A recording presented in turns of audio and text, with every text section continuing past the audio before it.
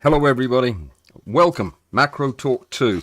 It is Thursday, the 20th of March, 2025 is the year. You knew that though, right? Okay, excellent. Today we're talking about photogrammetry, something we've never talked about, and something that we probably should talk about because it's very interesting. And we're going to get into that in just a second, but first, let me remind you, on Saturday, After Stack, number 19, this weekend we're going to be looking at your photographs. So I was over on the Google Drive page thing and noticed that Susan had dropped a picture in there. So we've got one picture to work on. If you want your picture looked at, come to the program on Saturday, bring the picture or put it in the Google thing today. The link is on my website on the blog page. Go to www.alanwallsphotography.com/blog/diopter. That was the title of our last video. So if you go over there, you'll find the link to the file over on Google Drive. You can put your picture in there so Bud and I can look at it and we can all talk about it on Saturday. It's going to be a lot of fun, 90 minutes, completely free. A reminder, there will be no Macro Talk 2 next week. I'm going to be in Florida. Well, I'm not going to be in Florida then. I'll be driving then. Next Thursday, I'll be driving to Florida, 17 hours. So I can't do the program while I'm driving. It's against the law. And then there'll be no Zoom on Saturday because I'm giving a talk at a convention on Saturday. There will probably not be a talk on the 1st either, the 1st of April, April Fool's Day. I thought that was too good a day to miss the opportunity to drive all day, so I'll be driving on that day. Almost certainly won't make it. If anything changes, I'll let you know. So everything will be back to normal after the Wednesday after next, or after the Tuesday after next. April the 2nd. From that point on, everything will be normal. And I will have some competition results for you probably in Macro Talk 2 weeks from now. The competition is that funny thing that we were doing about entries for a What Is It competition. So it's up-close photographs of things to try to trick people into not knowing what it was you photographed. We won't talk about that right now. Photogrammetry. What in the world is it? Why is it important? Why do I want to talk about it? Why am I even interested in it? Before I do that, Bud, there's your thing that you asked for. It's all ready to go. And you know what happens if you're trying to print lens hoods and you get a decimal point in the wrong place? That's what happens. You get teeny tiny lens hoods that are too small to do anything with. Now you know, so get your decimal point in the right place. Photogrammetry. What is it? Have you ever played a video game where you have realistic three-dimensional monsters chasing you and shooting at you? Or have you ever looked at a shopping site where you can see the pair of shoes you're thinking about buying and you can use your mouse to move around them and look at them from different sides? Personally, that seems like a silly thing to do, but I'm sure that other people would disagree. That's why you need photogrammetry, because if you didn't have the ability to create these 3D models, you couldn't look at them. And that's what this is all about, is taking two-dimensional photographs and making them into three-dimensional objects. Three-dimensional objects that can, in fact, be printed, for example, on a 3D printer. or they can be shown in a format that would allow you to explore the photograph, to go around the photograph and look at it in detail. Photogrammetry's been around a long time. It's really well understood and used for larger objects all the time, and with great effect. In fact, it's really quite advanced. It involves a series of steps, starting with the probably the most challenging of them is to take enough two-dimensional photographs to capture all of the information you need about the surface of the object that you're photographing, so that in the next step, after you've done correction for exposure and other things, after you've treated the photographs, you would then use a computational process to develop a point cloud. A point cloud is a series of points in space that correspond to the same point on your subject. Let's say you're photographing a house and you have a point at the top of a chimney, and you get that in one photograph, and then in the next photograph that same point is still visible. Well, that becomes the same point. The computer will recognize that that is the same point, and it will create a point from the different photographs that show, in respect to all of the other points in the cloud, where the top of the chimney is. So that if you have enough of those points all the way around the house in this case, then you'll have a point cloud that will represent that house in 3D space. Then what you can do is you can use a different computational software to create a series of polygons that cover that point cloud. Polygons being basically mathematical formulas in 3D space. They are patches of the surface of this structure that can be described with formulas. So this is very computationally intense. It requires lots and lots of computing power to do this. But once you have this thing that's covered in a mesh, that mesh can then have a surface applied to it based on your photographs again. The colors and textures from the photographs can be applied computationally once again to the surface of that structure. And what you end up with is a three-dimensional representation of a series of two-dimensional photographs. That's photogrammetry. Very interesting, isn't it? Well, it was so interesting to many people that a lot of companies kind of got in on the act and started producing software that was really quite accessible and fairly easy for us to use, so that you could actually take your cell phone and you could photograph something from multiple angles. You could walk around it. You need 50 to 100 images to get started. And you could put those 50 or 100, 200 images into the software, and in the cloud, the computation would be done. And, eventually 5, 10 minutes, half an hour later, it would spit out this three-dimensional model that the photogrammetry had resulted in. And that would be something that you could scale and print, or use in your video game, or whatever you were going to do. So some of these programs cost nothing, actually, and some of them cost just $10 or $20 a month to have access to all of the tools that they have. And there are a lot of tools that can be used in this process. And photogrammetry has limitations. And I'm going to tell you what some of those limitations are, because you'll understand why I'm interested in this when I tell you that.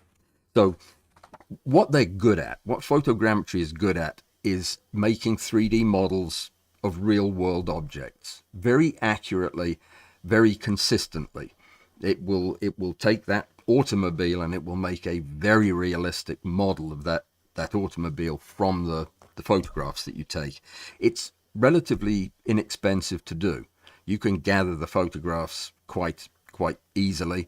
With the scale of computation that we have available to us now, it's not even that expensive computationally. Buying the computers for it would be, but you can do it through services online where it's not that bad. Photogrammetry is scalable. meaning it works for fairly small objects all the way up to landscapes. And in fact, some of the friends that we made during my experimentation with this technology were out in the field busily doing photogrammetry of mountains that they wanted to have in their video games. So it does scale. It preserves textures beautifully, surfaces, so that you can really get a feel that this is a real 3D object you're looking at. It works with just natural light. It's when you're doing it in the studio, it's a little bit tricky, but if you're doing it outside and you're doing it fairly quickly, sunlight will usually give you a good result. It's wonderful for preserving and archiving information about objects. You can create records of objects that are stunningly realistic and also three-dimensional, so that you can examine them in a virtual space. When the conditions are right and you've done it right, you can really get some very accurate models from this, and that's one of the real benefits of photogrammetry. And something that is near and dear to my heart is you can interface the outputs from your photogrammetry right into programs like CAD programs like Fusion 360. You can take your OBJ file or object file, the 3D file that you make from doing photogrammetry, and drop it right into a computer-aided drafting program, which is amazing. And very, very handy, especially when you're trying to build something and starting out with something else, and you're trying to modify it. You can put the whole object into 3D space and then model it in there using that software. Where it struggles, and this is important, pay attention to this, where photogrammetry gets in trouble is with fine detail, especially fine repeating detail, like hairs. I point to my head as that's where hairs used to be. Fine repeating detail like hairs is problematic. Photogrammetry has a hard time reconstructing that. It has a terrible time with highly reflective and transparent surfaces. So anything that you can see through that reflects the light back is difficult to model very accurately. So glass, metal, water, they all confuse photogrammetry. It doesn't do well with smooth, featureless surfaces, like the top of my head once again. It does a much better job when there are irregularities, things for the computation software to hang on to, bumps, splotches of color, things that provide edges that the software can reference as it's trying to match up the photographs. You understand? When there's variable lighting, it does terribly. If your lighting changes as you're acquiring these photographs, the program quickly gets lost. It wants uniform, shadowless light. And that's very important. It creates a massive amount of data and requires considerable resources to process it. When I show you some of my pictures, I'll explain to you just how big these files were, and they are massive. And it can take hours to process them. In fact, it can take days to process them when you're doing them by hand. And it's absolutely not a tool for real-time 3D capture, which is a thing in the AR, VR world that we live in now, the augmented and virtual reality sphere that so heavily uses these resources. So did you notice that almost everything that photogrammetry is bad at is the stuff we like to photograph? Small things with lots of fine detail and oftentimes transparent, reflective, hairy, bristly, and with featureless expanses of shell on the back, that type of thing. Almost everything that causes photogrammetry to struggle is found in macro photography. And that is what interested me about this whole discussion. It didn't just interest me. It interested some other people, and most notably among them is a rather famous a Hollywood individual, one of my very best friends, and my partner in a business that we put together for the purposes of looking at photogrammetry and macro photography. His name's Mike Canfer, by the way. You may or may not know him. If you don't know him, you should know him. He is a first-rate chap and an absolute whiz and genius when it comes to special effects, video effect, visual effects, I believe they call it, in Hollywood, in movies. This man won an Oscar for the Titanic movie. Yeah, can you believe it? Even I didn't get an Oscar for that movie, and I watched it twice.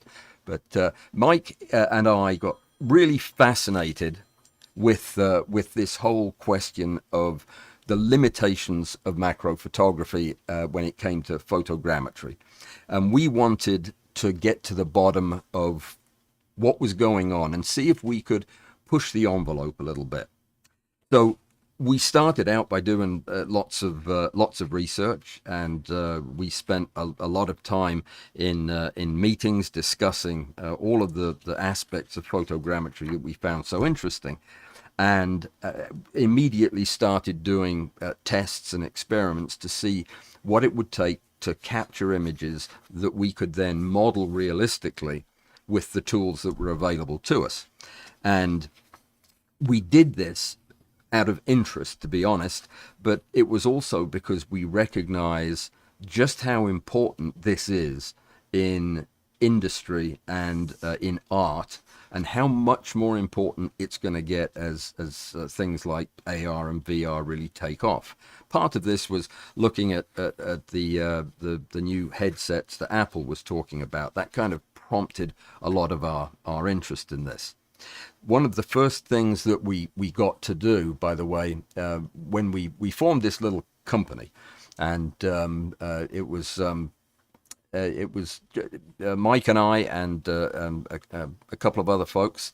We got some engineering help, and we had a name. The name was AMC Group, by the way. You won't hear about it because we kind of flew under the radar, but that was one of our logos. I don't think that was our final one, but that was who we were anyway. And our first gig was actually doing photogrammetry, as we were hoping to be able to do with very small subjects on just slightly small subjects. And we did some work with an organization, a gallery actually, that you may have heard of. It's up north. I forget the name of it. It's the Metropolitan something or other. Oh yeah, the Metropolitan Museum of Art, which is not bad for your first gig as a little company. And this was the machine that we took to the museum for them to do photogrammetry on priceless artifacts, to create 3D models using an automated platform that we developed. And it was a lot of fun, and it taught us a lot, and kind of got us really interested in how low we could go with the scale. This is a picture of Mike in 3D being photographed by the machine. So there you go. You'll understand this in a little bit, what this machine is for, when I explain to you just how many photographs you have to capture when you're doing this, and this machine will make a little bit more sense then. But let me see, when this was going on, we were still working and talking about what this process was going to involve, and we recognized that this was not something, that the image capture part of this was not going to be something that we could do manually, because one of the problems of macro photography, or one of the problems with macro photography, is depth of field.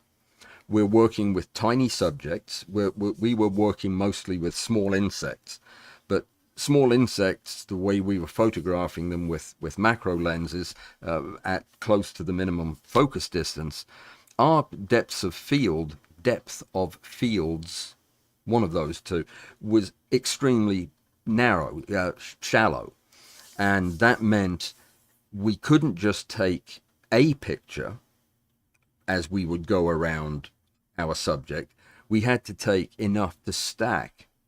So instead of being able to get away with, say, 90 or 100 pictures that we would take going round and around the subject at different levels, every time we stopped, we'd have to do a stack of images.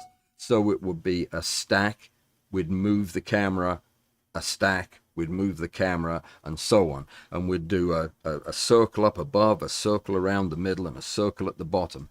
With, as you can see in that previous machine we showed you, it had 3 cameras, but a lot of what we were doing was with single cameras. So we had to come up with a way to automate that so that we could capture these images accurately and quickly with lighting that was unvarying and bright and shadowless, in such a way that we could put a subject into the machine or device and capture all of the data we needed, which would be, say we needed 20 image stacks and we had 90 stops around the thing. That's 1,800 140 megabyte files we're talking about processing. So lots and lots of information. We even got help from the great Rick Littlefield, who helped us write software to organize these pictures into groupings that we could then process to do the actual 3D modeling. And we needed a machine. It was obvious that the machine that we had made earlier was great, and it was a great proof of concept, but we needed something that would work with small subjects, really small subjects. And it just so happens to be something I had been working on myself for many years.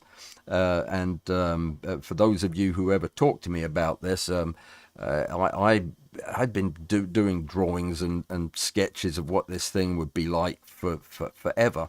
And coming up with a way to move the subject around and up and down and tilt it backwards and forwards while taking photographs. And this was one of the early renditions of what this machine would be like. Well, we built this machine.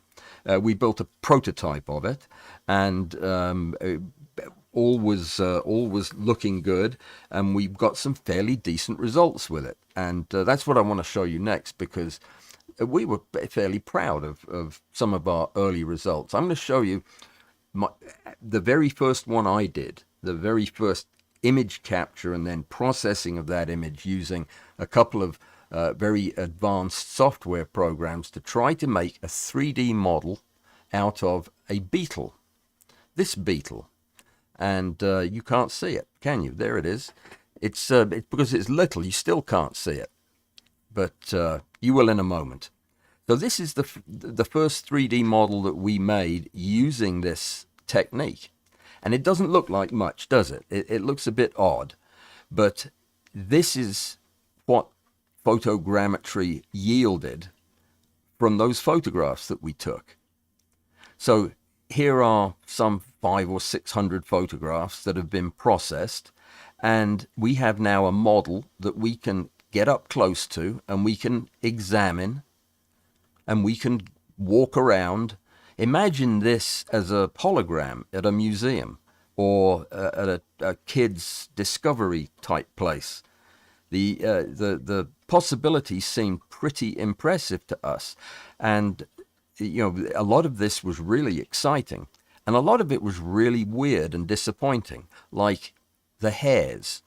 Where were the hairs? Everything was matted and disgusting where the hairs were, and the mouth parts and the details of the head. So we had our work cut out for us. This was a very, very early model. We did more, and at first they weren't much better, but eventually we started to get some that were looking fairly decent. And this is one of the, I think this is one that we considered to be a bit of a breakthrough in that we were finally starting to see some detail that we didn't think would necessarily be possible. This was not a very big beetle, but it was a very satisfying result. A lot of photographs, but and you can see this is just the surface representation of a it's a 3D likeness based on the surface of the the two-dimensional photography. So there is no inside to it. Yeah, so this is what we ended up with, and it was very exciting to see this picture.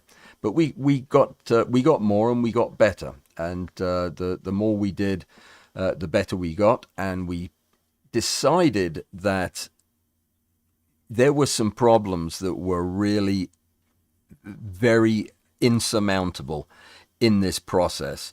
And in this photograph, you'll probably be able to see more than on any of the others. It's a tiger beetle, of course, and the back looks very much like a real tiger beetle. I'm sure you'll agree, because this photogrammetry is really good at creating the colors and textures and patterns of the surface of the bug. But as before, where it starts to get in real trouble is with the fine details. So it does kind of move a little fast. You can see where the fine detail is, the thing starts to fall apart. Now, why is that? What is it about photogrammetry that causes this hair to matte and to blend in with other things? Well, there are several reasons for it. The probably the main one is that you get resolution at a subpixel level where parts of the structure are smaller than a pixel, and therefore they can't be resolved, and the computer program cannot identify them as separate structures. If you can't see them, if they fit inside one pixel, then there's no edge for you to be able to determine where that detail was, and then all of this starts to happen. Also, you get oversampling, and things like hairs and surface textures can have details that are smaller than a pixel. And when that happens, you get this smoothing out effect. It's where the inconsistencies in the photograph are kind of averaged out, and you end up with a blending of the bits, and completely unsatisfactory for high magnification photography. Also, feature matching, when the computational software is trying to match this hair with the same hair on the next photograph, they are so similar that the computer would have a hard time telling hairs apart. And if it couldn't tell them apart, it would kind of blend them together. And the programs that we were using, like Metashape and Reality Capture, really struggled to keep up with these fine textures and these little details. And it was the same with the highly reflective or translucent surfaces. It didn't know what it was looking at, so it couldn't match parts of a translucent surface to other parts from other photographs. So it would get confused, and the result would be this kind of weird blending together lumpiness. Also, in macro photography, you get perspective warping. The more magnified you are, the more your perspective gets warped as the camera moves around the subject. Things really change in outline, and that is very difficult above 1-to-1 magnification and especially with focus stacking, for the computer to be able to match points. So we ran into this over and over and over again, and we definitely got better with it by being extraordinarily careful in how we did the photography. And it took many times doing these images over and over and over again until we could get just a little gain in the detail. This was definitely a later subject where we were starting to get much more realistic hair detail, and the details of the mouth parts look better, but still there's a lot of lumpy weirdness going on. So these are the hard limits of photogrammetry today. But that just was what got us interested in it. That we were determined to find what could be done to improve these artifacts and allow the computer to see the detail that we weren't able to show it with photographs. I want to show you one little short piece of video. It's just a couple of seconds. It's probably the highlight of our year and a half or so doing this. And I was doing this in my spare time. You didn't even know about it, I don't think, because I wasn't talking about it because it was secret. But yeah, this was while I was doing my day job as well. But this is one of the early beetles, a Texas longhorn beetle that really showed some nice detail there in all the surfaces and the mouth parts. Very, very thrilled with this one. It was a big highlight for us. Let me see. I think I've got a couple of other pictures I'm going to show you. I'll show them to you later because they're on a slightly different subject. So this is what photogrammetry is, and for us, the bleeding edge of the art and science of photogrammetry is right in our backyard. It's macro. And we were determined to figure out what we could do to make it better. Now, I'll give you the end part of the story, because I don't want to belabor the point. The things that we discovered that would help, and the things that are going to allow photogrammetry or 3D modeling to happen at macro scale, were quite expensive. They were difficult to obtain, even the instrumentation and the tools to do it. There were very few labs doing this kind of work, and we really didn't have the resources or the time to invest in what we would need to get this process to the next stage. But I think it's very useful that we satisfied ourselves that even with the most meticulous technique, and I would spend a full day manually taking all of these photographs, thousands of photographs, to feed them into the system so that we could get the best possible models that we could. Mike, it was a genius when it came to working with the software and the post-production software to pull the most accurate set of polygons out of a particular image set to create the most realistic surface textures, and he would spend days tweaking these outputs for every little conceivable variable to try to improve the final product. And we consistently were bumping up against the same problems over and over again. So where it became interesting was about the point at which we had to say, there's nothing else we can do here with the resources that we have, because the things that are emerging that promise to break down this barrier in photogrammetry are really cutting edge technologies that have not been applied to this problem. Not a great deal up till now. But there are people doing this now.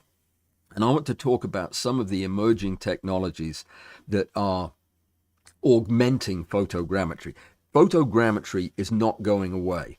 When I talk about technologies like NERF and Gaussian splatting, just a supremely excellent name for anything, Gaussian splatting. But these technologies are not going to replace photogrammetry. They are going to augment photogrammetry. They're going to fill in the gaps. And the way we see this happening is through a number of different avenues that are all coming together. And some of them are developing so quickly that it makes your head spin. And of course, I'm talking about AI. This is where my interest in AI came from as well, was from looking at this problem and trying to figure out what it would take to beat it. And it would take a combination of all of these things. So one of the first things is LiDAR, which is light detection and ranging. It's a kind of it's a way of processing light developed by Apple, it's a way in which to characterize more than just the reflected light that gives us the image of the subject, but it's a way to calculate surface detail that is more than we can do with the visible part of the light. It's a little hard to explain, but it's called structured light scanning, and it requires gadgets. I'll show you one of the gadgets. Structured light scanning is done with things like this, the Einscan. I'm sure that, sorry, I can't find my pointer thing. It's disappeared. My cursor is quit for the day. There it is. The Einscan, which I bet Joseph has 3 or 4 of these in his closet, are little gadgets that record the light. They're scanners, and that's about $6,000. That one is just this little bitty thing, and it adds a whole layer of light information to the scan that you do with your series of cameras. There's an even better one than that, though. Where is it? This one. It's uglier. It looks more like my mother's iron, but that thing costs what, $35,000? Yep. I didn't read it right, did I? $24,800. That's a lot of money. But this thing is designed to capture the surface information of much smaller objects and provide supplemental data to augment what you can get from the photogrammetry alone. So these are certainly very promising. It's called structured light scanning, and it is just a slightly more technically challenging and specific way of measuring the way the surface of an object interacts with the light that's striking it. And it's absolutely fascinating. It really is. And as you can imagine, if photogrammetry takes large volumes of data to complete, adding a tool like this multiplies that by an order of magnitude. Another thing that you've probably heard of is NERFs. They're what are they called? Neural ray tracing or something like that. Can't remember what it stands for, but it's a kind of AI based imaging that looks at the way light interacts with the environment around it to get detail about the surface conditions of the subject that you're scanning. But it's a volumetric process that takes, again, massive amounts of data to do the computations. But the thing is, NERF, just like LiDAR, is actually quite fast. It really speeds the process up, even though it greatly increases the amount of data that you need. It doesn't give you by itself doing the neural radiance fields. That's what the RF stands for. The NERF doesn't give you quite as good quality pictures by itself, but when it's augmented with photogrammetry, it does. It gives some really remarkable things. It doesn't output, NERF now doesn't output meshes. So you're not really making the 3D object like you are in photogrammetry. You're making a representation of it, but you can't take it and scale it, or take it and print from it, or take it and work on it in a a CAD program. So NERFs, which you may or may not have heard of, are fascinating and interesting, but not completely practical by themselves. So they at first, when I heard about NERFs, I thought, oh, this is going to blow photogrammetry out of the water, but it's not. It's good at things that photogrammetry is not, and vice versa. Another one is holograms, holography, and other kinds of light field imaging. Have you ever seen a light field camera? They are the ugliest cameras that were ever invented. But you can buy one on eBay today for only $550. I wouldn't be seen dead with one of these. Honestly, they are just shockingly ugly. But what they do is they gather information that can be used for understanding the directionality of light. Which is something that is going to give you information about the surface that you're imaging. It's kind of like ray tracing, if you've ever heard that term. If you can trace the path of every light ray in an image, you can reconstruct the objects in that image. And there are definitely applications for this stuff, though honestly, this thing, they stopped making it, thank goodness, and it really had more problems than it fixed. Another one you've probably heard about is, because I just told it to you, is Gaussian splatting. Gaussian splatting is completely different. It doesn't use anything like as many images, and instead of, it's a brute force set of calculations that basically computes probabilities, and I don't know enough about it to speak intelligently on it. Not that ever stops me trying, but Gaussian splatting is out there. Some of the earliest images I saw from it were pretty stunning. But again, it's probably going to end up being one of those complementary technologies that will help photogrammetry make more sense.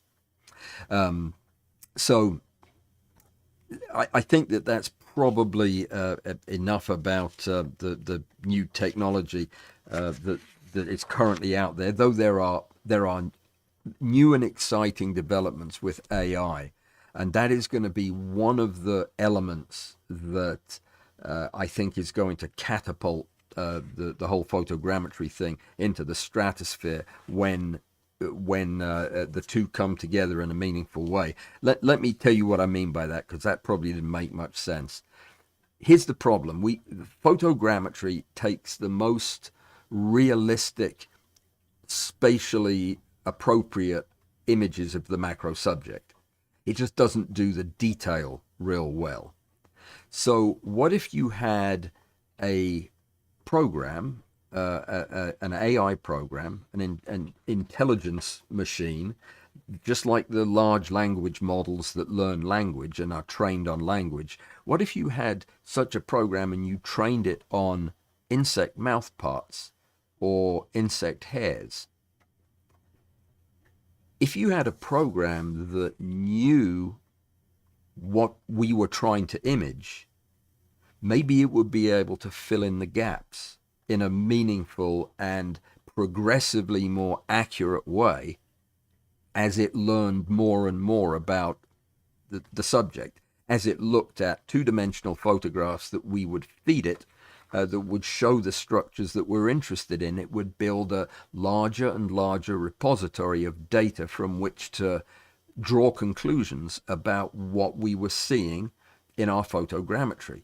So imagine if instead of a tiger beetle with big clumps of pseudo hair on the legs, an AI was able to say, yes, that's blended hairs because of the inherent problems of photogrammetry.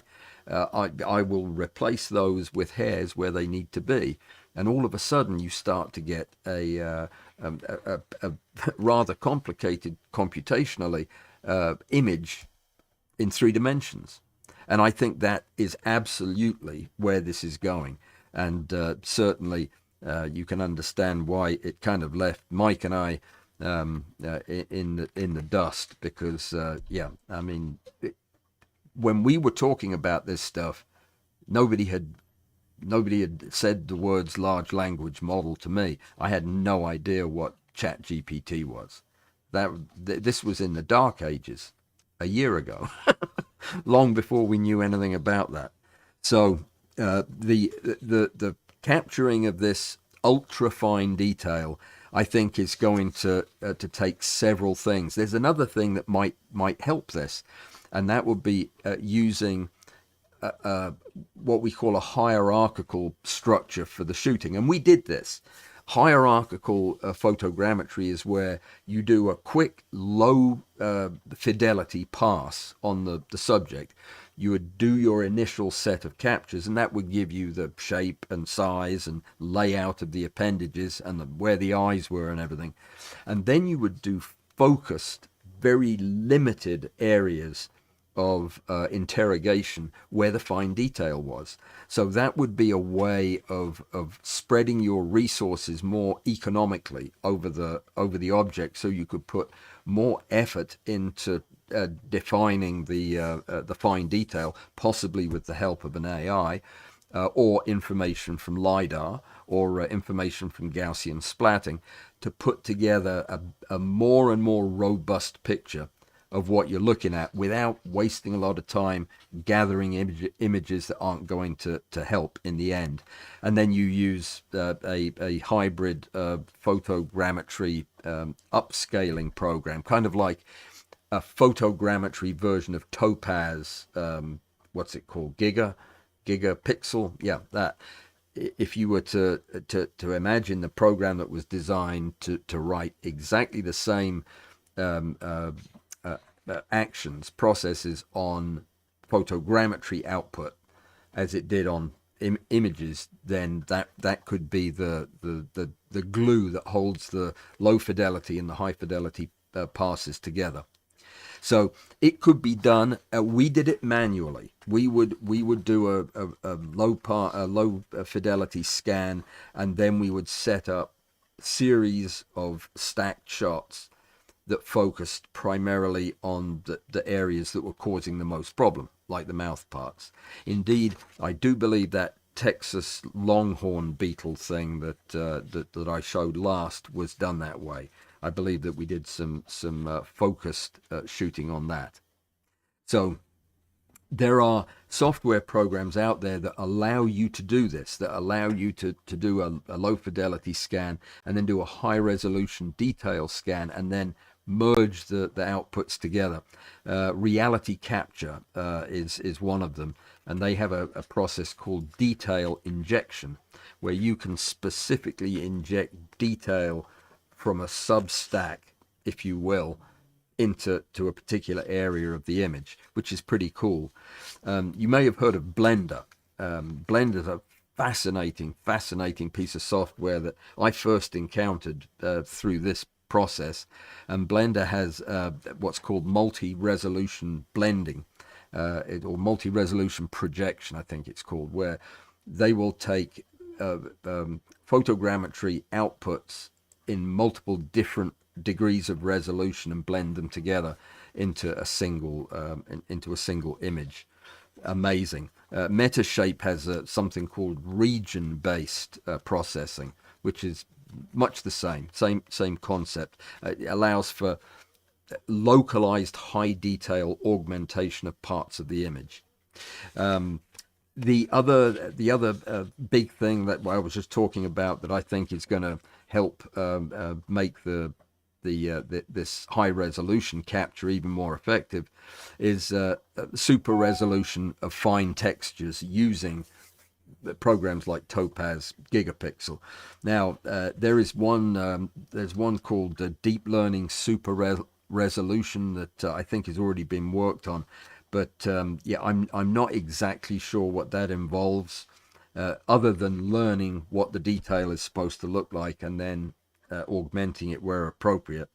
I worry a little bit about that. You don't want a powerful program making mistakes about what is actually going on in that part of a photograph and adding the wrong thing.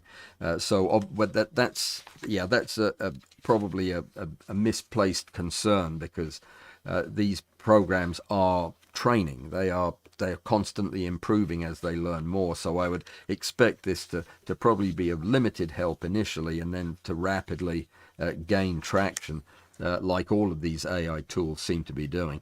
In fact, there is somebody somewhere is probably working on an AI agent, an agent being a kind of a composite AI that pulls resources from other AIs, like from large language models, or from more computationally robust logic models, to where it can bring the resources it needs for that specific task.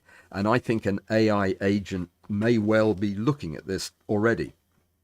That is exciting stuff, because that could really leapfrog over a lot of the early teething pains. So very exciting stuff. Topaz Gigapixel is the AI that pops straight to mind to do this kind of processing. And you know how slow that can be, relatively speaking, when you're doing two-dimensional images.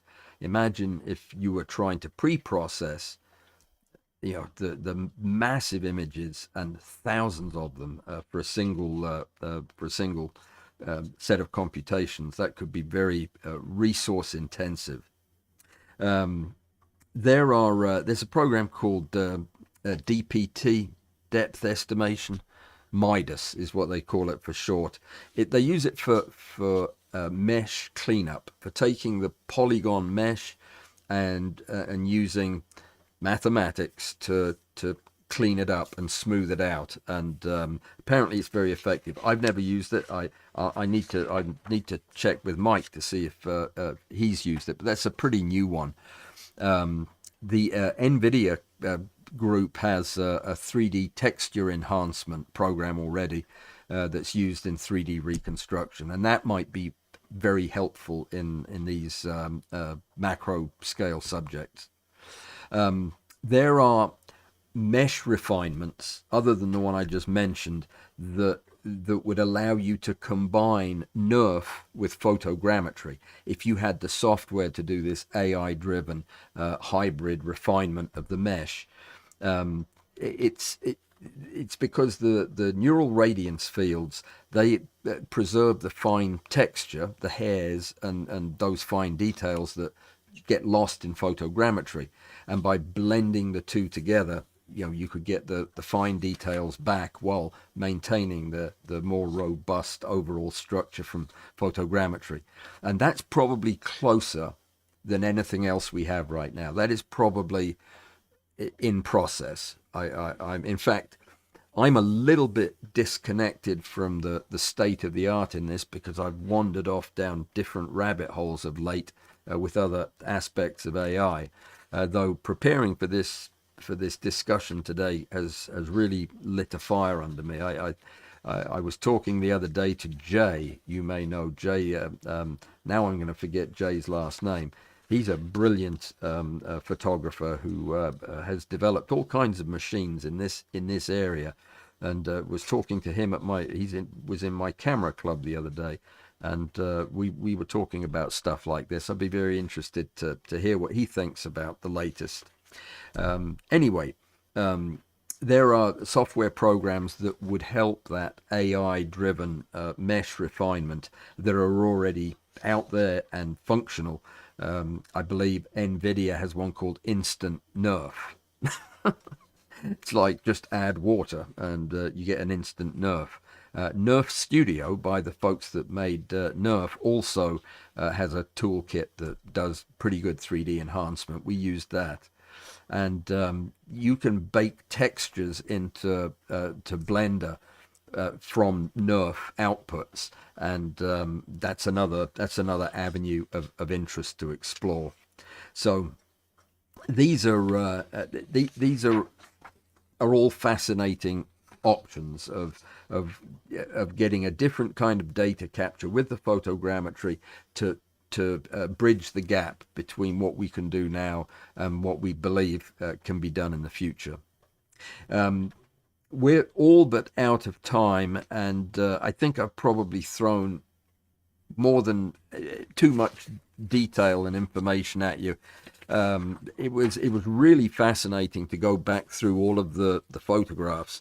I was actually going back through some of the files of my images, the original images from doing these initial photogrammetry data collections, where it made my head hurt just looking at how many photographs I had done, how many stacks and how many stack outputs. We were looking at 90 individual focus stacked inputs for one pass on that tiger beetle.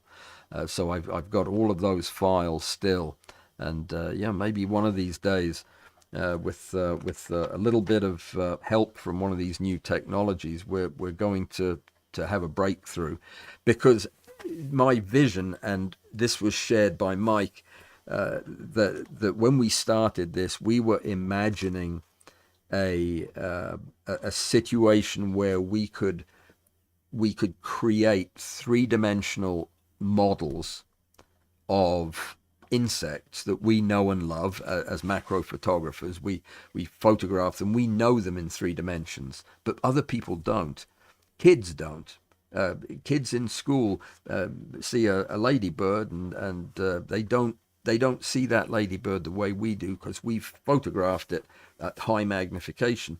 But if you could take that ladybird at high magnification and create a massive 3-dimensional object in real space, in 3-dimensional space in their classroom, so that they could move it around or spin it around or crawl underneath it and look up and look at its mouth parts and do all of that. Imagine what that would do to bringing some awareness to the world of the very small.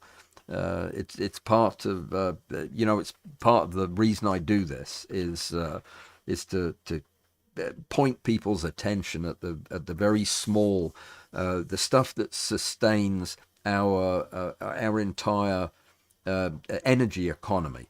Without the tiny stuff that we like to look at and photograph, we don't have a food chain. The things up the hill from the microbes and the insects die when they don't have insects to eat. And making people aware of the complexity and the beauty and the fragility and the temporariness of this very fragile ecosystem that we know and love so well, that's part of why this is important. And I think we all saw photogrammetry as an opportunity to rocket that into the stratosphere. You could suddenly make the interest in microbes and in bugs so real for so many people by using some of this new technology and harnessing the AR and VR tools that are soon going to be readily available everywhere. So it's an exciting time. This is an incredibly complicated and difficult topic that I think it's worth our time talking about it today for an hour, so that you're aware of it and you can keep your eyes open for it. And maybe if you're into this kind of thing, if you're into computational photography in any way, this might be something you want to dig into a little deeper yourself.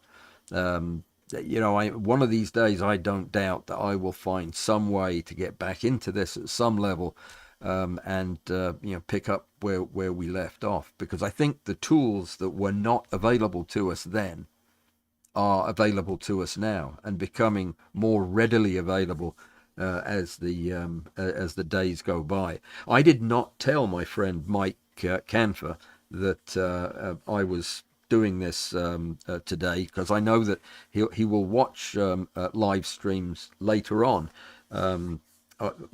oftentimes a few days later. So when he sees this, he'll probably be shocked, because we haven't spoken about this a lot, but I think it's important enough that it was worth bringing up today. But yeah, I'm very grateful to Mike for all of his hard work, that he kind of held the whole thing together. He was a great CEO, and yeah, we're grateful to him. So that's what I was doing when you thought I was asleep or playing golf. That's what I was doing. We were trying to figure out how to make 3D models of things. So I'm going to pop over to the chat and see if there's anybody I need to say hi to. I know there's probably quite a few, seeing as I've said hi to nobody. I wonder where it is. There it is. Okay. Are these photogrammetry photos among those you thought you had lost? Yes, Harold, they indeed were. That was part of my panic, was that I had many hundreds of these images that were in danger. Please, says Alistair. Thank you, Alistair, for your service to the cause. Please upload invite to Saturday's After Stack in your blog. It's not there? I am fairly sure that it is there, but I've been wrong before. So I'll go over there. I will put the After Stack invitation on my website in my most recent blog. I'll do it right this minute, or next minute actually. Go over there, you'll find two things. You'll find the invitation, and you will find a link to the Google folder for you to put a photograph in if you want the group to help you edit it, to help you talk about editing it and figure it out. Okay, so thank you, Alistair, for the reminder. I will do that, absolutely. And Ingolf makes a very important point that 60% of the insect mass from 30 years ago has been lost in these last 3 decades. We are in the middle of an insect extinction, and maybe that's something we can talk about another day. It's very sobering and very terrifying when we think about what that means. Okay, all right. I hope that was interesting and useful in some way.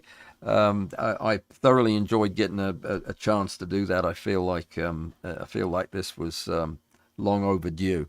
So thank you everybody for coming, and I hope to see you on Saturday. It's going to be a lot of fun. And let me see. Yeah, I see other people have said they didn't get the invitation, so I must have forgotten. I must have forgotten to put the invite over there. So I'll put it over there in the most recent blog post right now. We have 3 seconds left. So goodbye. Have a great weekend.